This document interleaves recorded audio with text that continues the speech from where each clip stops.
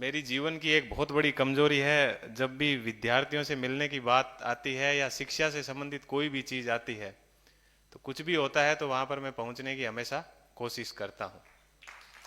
बैठे हुए हैं या सामने जो भी बैठे हुए हैं, हम में से कोई भी ऐसा व्यक्ति नहीं है जो बहुत बड़े परिवार से हो या सोने के चम्मच से या चांदी के चम्मच से खाना खाता हो। हम सबके जीवन की जो संघर्ष की कहानी है वो एक जैसी है। कोई ऐसा नहीं है कि प्रेम सुख डेलू ने ज्यादा संघर्ष किया हो, किसी दूसरे ने कम संघर्ष किया हो। हम सबकी संघर्ष की कहानी है वो एक जैसी है। और यदि हम इस तरह से संघर्ष करके निकले हैं तो हमारा सबसे बड़ा दायित्व ये बन जाता है कि जिस समाज ने हमारे लिए इतना कुछ किया, उस समाज के हमारे जो युवा साथी है वो कम से कम पीछे ना रहे। हमारे यहाँ पर क्या होता है कि कोई आदमी एक अच्छा काम करता है तो दूसरे वाला पूछता है कि भाई कैसा ये काम, ठीक है? तो सामने वाला बोलता है कि नहीं यार अच्छा नहीं है, छोड़ तू। मन में एक ये रहती है कि यार ये भी हमारे जितना बड़ा नहीं हो जाए, आगे नहीं आ जाए। मैंने पटेल समाज को वहां पर देखा है, एक व्यक्ति यदि फॉरेन चला गया तो परिवार के 10 आसपास के दूसरे लोगों को अपने वहां बुला लेता है और कहता है कि भाई आप आ जाइए और आपको क्या हेल्प चाहिए, आपको क्या चीज चाहिए, हम आपको उपलब्ध करवाएंगे। जैसा है हमसे आपको और ज्यादा अच्छा यहाँ पर काम करवाएंगे। जैसे आदरणीय लक्ष्मण जी ने बताया था कि यदि कोई समाज का बच्चा आर्थिक समस्याओं की वजह से नहीं पढ़ लिख पाए तो हमारे समाज के लिए वो कलंक की बात है। तो हम सब संघर्ष करके मान लो सफल हो गए तो हम सबका ये बहुत बड़ा एक दायित्व बन जाता है कि हम समाज का जो वो व्यक्ति है, जो कमजोर व्यक्ति है, उसके कंधे के ऊपर हाथ रख के जिस प्रकार से हम उसको सहयोग कर सकते हैं वो सहयोग हम उसका करवाएं। हमारा भविष्य शिक्षा है, तो घर परिवार के दूसरी कोई भी विवाद है उन सब चीजों से दूर रह के सिर्फ और सिर्फ पढ़ाई के ऊपर ध्यान दीजिए। और पढ़ाई वो सबसे महत्वपूर्ण चीज है जो आपके जीवन को बदल सकती है। और आप समाज की उस योजना बनाने वाली चीजों के अंदर या समाज आपको देखकर खुश हो ऐसी जगह पर आप पहुंच सकते हैं। बाकी की जीवन के अंदर सब चीजें छोड़ दीजिए और पढ़ाई को ही प्राथमिकता दीजिए। सम्मानित मंच और सामने बैठे हुए युवा साथियों और बुजुर्गों, आप सभी को मेरा नमस्कार और प्रणाम। मैं बिल्कुल भी आपका ज़्यादा समय नहीं लूँगा। मुझे पता है कि सभी बहुत जल्दी सुबह से घर से निकले हुए हैं और खाना बना हुआ है और खाना सभी का इंतज़ार भी कर रहा है और सबको भूख भी है वो लगी हुई है।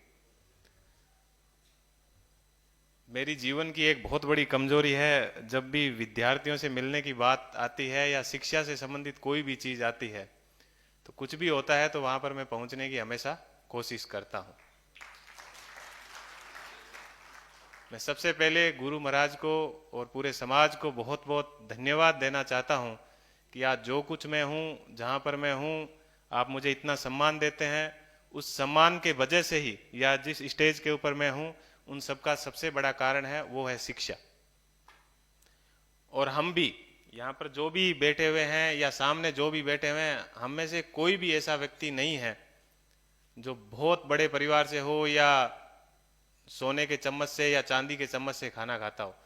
हम सबके जीवन की जो संघर्ष की कहानी है वो एक जैसी है। कोई ऐसा नहीं है कि प्रेम सुख डेलू ने ज्यादा संघर्ष किया हो, किसी दूसरे ने कम संघर्ष किया हो। हम सबकी संघर्ष की कहानी है वो एक जैसी है। और यदि हम इस तरह से संघर्ष करके निकले हैं तो हमारा सबसे बड़ा दायित्व ये बन जाता है कि जिस समाज ने हमारे लिए इतना कुछ किया, उस समाज के हमारे जो युवा साथी है वो कम से कम पीछे ना रहे। ये हम सबका सबसे बड़ा दायित्व है वो बन जाता है। भारतीय पुलिस सेवा में होने के नाते, अखिल भारतीय सेवा के अंदर मुझे होने के नाते और एक अलग स्टेट के अंदर नौकरी करने की वजह से काफी सारे दूसरे समाज से मिलने का मुझे मौका मिला। और इस तरह के बहुत सारे समाज के द्वारा, जैसे अभी जैन समाज की बात की जा रही थी, तो उस समय मैं डीसीपी जोन 7 था अहमदाबाद, तो वहां पर जीतो का बहुत बड़ा फंक्शन हुआ था। तो मुझे पूरे जो जीतो सोसाइटी है उनकी तरफ से आमंत्रण आया और उन्होंने कहा कि साहब आप जरूर हमारे है वो वहां पर पधारिए। वो वही जीतो संस्था जिनको जब मैं आईपीएस की ट्रेनिंग कर रहा था तो जितने जैन समाज के, आप जब यूपीएससी का रिजल्ट आता है तो आप देखिएगा टॉप 100 रैंक तक या जो भी, आपको बहुत ही आश्चर्य होगा कि भारत की बहुत ही छोटी सी एक सोसाइटी है, आपको 10 से 15% यानी अंडर 100 आपको 10 से 15 लोग हैं वो जैन समाज के दिखेंगे। और उसके पीछे सबसे बड़ा कारण क्या है कि वही जैन समाज की जो सोसाइटी है जीतो, वो लोग जिस तरह से अपने, मुझे सबसे अच्छी बात समराथल जो फाउंडेशन जो सोसाइटी है उसकी यही लगती है कि एज इट इज उसी चीज को ये लोग है वो फॉलो कर रहे हैं, वही वो उसी तरह से उनको दिल्ली में तैयारी करवाते हैं, बच्चों को वो ढूंढते हैं कि भाई किसने यूपीएससी का मेंस क्लियर कर लिया, आप आ जाइए, आपको कितने पैसे की जरूरत है, क्या जरूरत है, हम आपसे एक मिनिमम चीज लेंगे, आपको कोचिंग जाएंगे, आपको कितने पैसे की जरूरत है, वो सब चीज प्रोवाइड करवाते हैं। और आज देखिएगा कि जैन समाज का सिविल सर्विस के अंदर सबसे ज्यादा प्रतिनिधित्व आप लोगों को है वो दिखेगा। तो बड़ा ही मन के अंदर ये रहता है कि हमारे विष्णुई समाज का प्रतिनिधित्व भी इसी प्रकार से है वो आगे बढ़े, और इस सबके लिए हम सबको है वो आगे आना होगा। इसी प्रकार से मैंने गुजरात के अंदर है वो पटेल समाज का देखा है। हमारे यहां पर क्या होता है कि कोई आदमी एक अच्छा काम करता है तो दूसरे वाला पूछता है कि भाई कैसा ये काम ठीक है, तो सामने वाला बोलता है कि नहीं यार अच्छा नहीं है, छोड़ तू।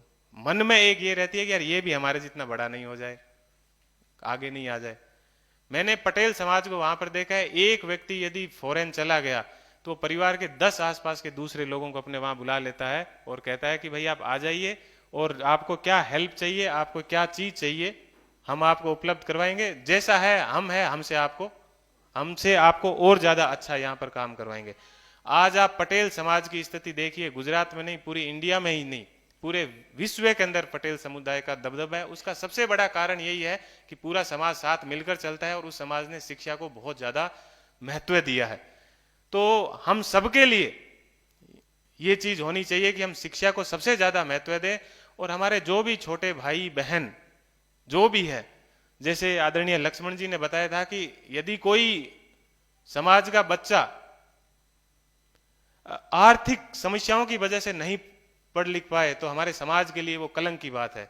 तो हम सब संघर्ष करके मान लो सफल हो गए तो हम सबका ये बहुत बड़ा एक दायित्व बन जाता है कि हम समाज का जो वो व्यक्ति है जो कमजोर व्यक्ति है उसके कंधे के ऊपर हाथ रख के जिस प्रकार से हम उसको सहयोग कर सकते हैं वो सहयोग हम उसका करवाएं।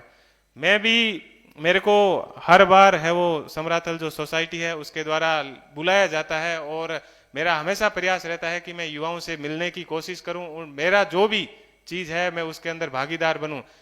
तो बहुत सी बार मैंने कोशिश की है और आज प्रत्यक्ष रूप से यहाँ पर है वो आने का मौका मिला। मैं भी समराथल सोसाइटी को ये विश्वास दिलाता हूं कि मेरी सेवा में रहते हुए समराथल सोसाइटी को कहीं से गुजरात से या कहीं से किसी भी प्रकार से इनको जिन चीज की जरूरत होगी, जिन दानदाताओं की जरूरत होगी, बहुत सारे ऐसे दानदाता है जिनको अच्छे लोग चाहिए दान करने के लिए, हर प्रकार की हेल्प, जितनी बड़ी हेल्प हो सकती है, जो भी हेल्प हो सकती है, मेरे सरकारी सेवा में रहते हुए मैं जरूर है वो इनकी हर प्रकार की हेल्प है वो वहां पर मैं करवाऊंगा। और अंत में एक बात कहते हुए मैं अपनी वाणी को विराम दूंगा। युवा वर्ग को विशेष रूप से, भले ही आपके परिवार के लोग या दूसरे लोगों के बीच में आपस में किसी प्रकार का मनुष्य है तो बहुत सारे मन भेद होते हैं, बहुत सारी चीज होते हैं, लेकिन युवा वर्ग से विशेष रूप से कहना चाहूंगा कि हमारा भविष्य शिक्षा है। तो घर परिवार के दूसरी कोई भी विवाद है उन सब चीजों से दूर रह के सिर्फ और सिर्फ पढ़ाई के ऊपर ध्यान दीजिए। और पढ़ाई वो सबसे महत्वपूर्ण चीज है जो आपके जीवन को बदल सकती है, और आप समाज की उस योजना बनाने वाली चीजों के अंदर या समाज आपको देखकर खुश हो ऐसी जगह पर आप पहुंच सकते हैं। बाकी की जीवन के अंदर सब चीजें छोड़ दीजिए और पढ़ाई को ही प्राथमिकता दीजिए। इसी के साथ मैं अपनी वाणी को है वो विराम दूंगा और पुनः पूरी समराथल सोसाइटी को और आप सबको बहुत बहुत धन्यवाद कि आपने मुझे इस योग्य समझा और आप सब मुझे इतना सम्मान देते हैं। मैं आप सबसे झुककर आप सबको प्रणाम करता हूं और आपसे वादा करता हूं कि समाज को या किसी भी, हमेशा ऐसा कोई दिन नहीं है जिस दिन कोई ऐसा युवा जो संपर्क नहीं करता है, किसी को आर्थिक सहयोग की जरूरत रहती है, किसी को तो जो मेरे से सहयोग होता है हमेशा किसी को पेटीएम करते हैं, किसी को कुछ भी करते हैं, लेकिन मन में एक यही बात रहती है कि बच्चा है वो पढ़ लिख ले।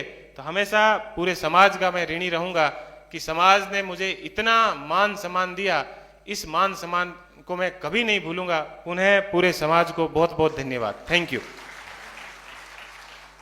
बहुत बहुत धन्यवाद आपका भी सर। आप भी सदैव जिस जीती लोगों की चाहत है उसी भाव से सदैव तत्पर रहते हैं।